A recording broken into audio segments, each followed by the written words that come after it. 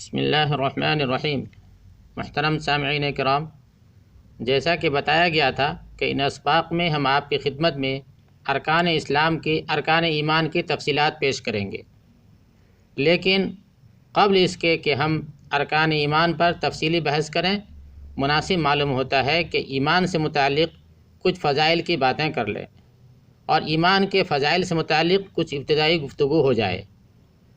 تو جاننا چاہیے کہ ایمان ہمارا سب سے قیمتی سرمایہ ہے، اس سے بڑی اس دنیا میں کوئی دولت نہیں ہے۔ یہی وہ وجہ تھی کہ صحابہ کرام اور اسلاف امت نے ہر طرح کی تکالیف برداشت کر لیے، لیکن ایمان و اسلام پہ آنچ آنے نہ دیا۔ انہوں نے جان دینا گوارا کیا مگر ایمان دینا گوارا نہیں کیا، کیونکہ انہیں معلوم تھا کہ جان تو جانا ہی ہے، وہ ایک دن جا کے رہے گی، لیکن اگر ایمان کے بچانے کی کوشش میں جائے تو یہ تو بہت بڑی شہادت ہوگی، شہادت کا اعلیٰ مقام ہوگا، جس کو شاعر مشرق علامہ ڈاکٹر محمد اقبال شیخ مرحوم نے ان الفاظ میں ادا فرمایا کہ شہادت ہے مطلوب و مقصود مومن، نہ مال غنیمت نہ کشور کشائی۔ تو دوستو، آج اسلام دشمن طاقت ہمارے ایمان کی دشمن ہے، وہ ہمارے جان کے دشمن نہیں ہے۔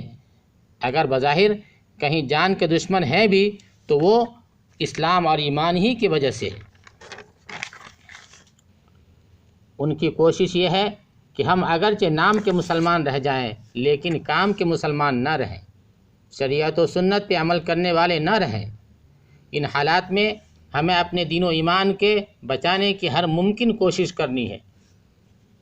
یاد رکھیں کہ ایمان ہی وہ دولت ہے جو انسان کو اس دنیا میں بھی سرخرو کرے گی اور آخرت میں بھی اعلیٰ مقام عطا فرمائے گی، جیسا کہ اللہ کا فرمان ہے اِنَّا لَنَنصُرُ رُسُلَنَا وَالَّذِينَ آمَنُوا فِي الْحَيَاةِ الدُّنْيَا وَيَوْمَ يَقُومُ الْأَشْهَادُ، سورۃ المؤمن آیت نمبر 51۔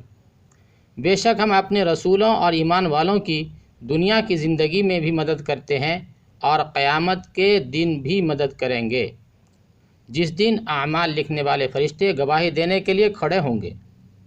دوسری جگہ اللہ کا ارشاد ہے الذین آمنوا ولم یلبسوا ایمانہم بظلم اولئک لہم الامن وہم مہتدون، سورۃ الانعام آیت نمبر 82۔